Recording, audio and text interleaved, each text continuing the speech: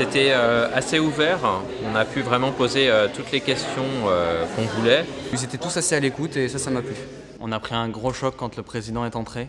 C'est vrai que grosse surprise, on ne s'attendait pas à le voir, il était proche de nous. L'arrivée de M. Sarkozy, même si ça nous montre l'intérêt de M. le Président pour cette réforme, a un peu biaisé le débat. La réforme du lycée est passée un peu au second plan, et donc il y a des questions, on va dire, un peu plus politiques qui ont été posées. Monsieur le Président de la République m'a semblé vraiment à l'écoute des enseignants, à l'écoute des élèves. Il avait un discours un peu préfabriqué, qu'il était à l'écoute sur certains points, mais qu'il était surtout là pour défendre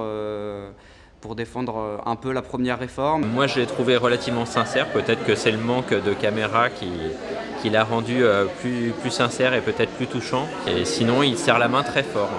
Bon, après, ça reste une personnalité politique, donc j'attends de voir les faits, j'attends de voir les propositions de réforme.